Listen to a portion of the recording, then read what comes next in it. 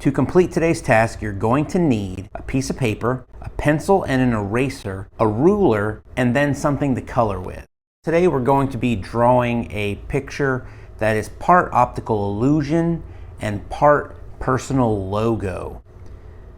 The first thing that we're going to do is we're going to use our ruler to create a background pattern for this artwork.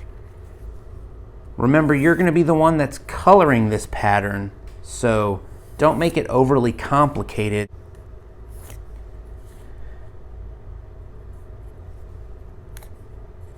So I'm going to make basically a kind of like a checkered diamond pattern.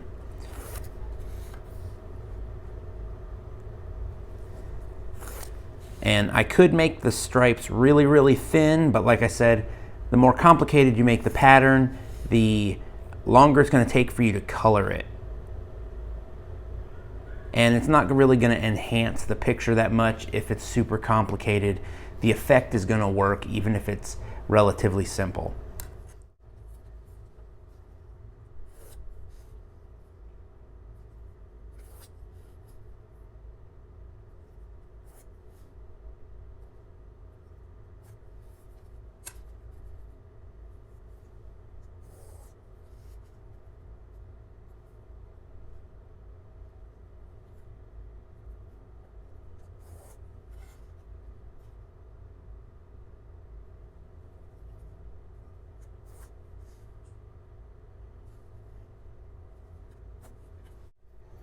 All right, so there's my checkered background pattern. Now the next step is to put the logo that you want to use right in the center. So I'm going to create my own logo, which is basically just going to be a shape that's empty on the inside, because we want to use this background pattern for the artwork. So we don't want the logo itself to have too much going on inside that's going to confuse the pattern. So it's basically the silhouette of whatever shape you're wanting to use for your logo. I'm going to use the shape of a bull. It's kind of inspired by the cave paintings in Lascaux.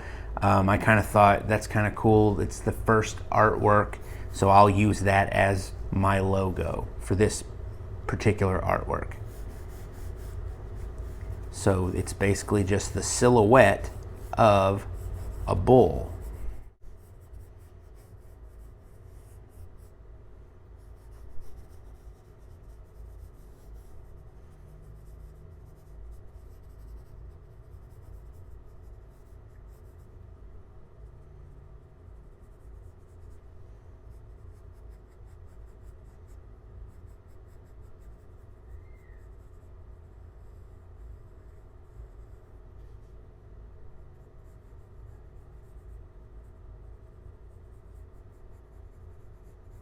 I am taking a few creative liberties with this.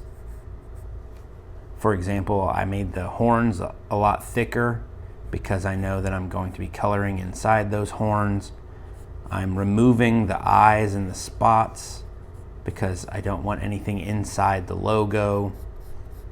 I guess if you chose to do an actual logo, you wouldn't be able to take those same liberties because then people might not recognize the logo.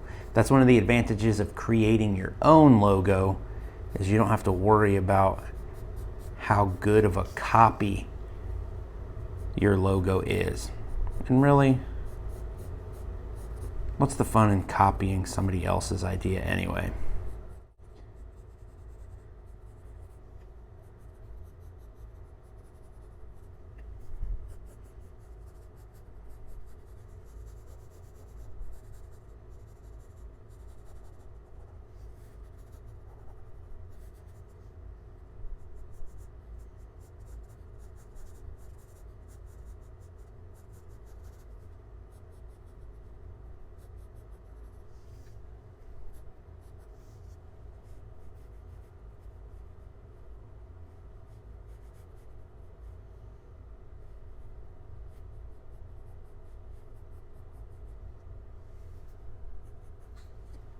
Let's see, do bulls have long tails? I don't really know.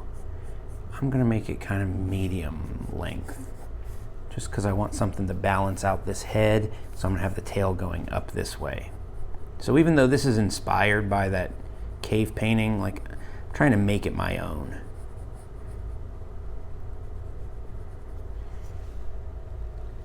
I think I like it. So the next step is to outline everything and start to color it in. When you're coloring it in, there are two ways of doing it. We're going to pick two colors to color for the background, like a checkerboard.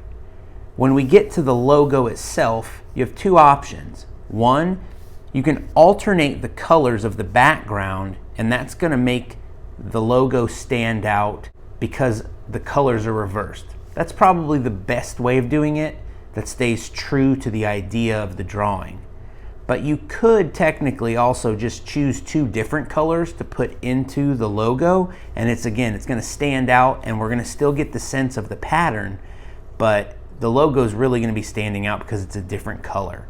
It's not the same effect, but it can look just as nice. Here's the finished logo design. I'm happy with the way that it turned out.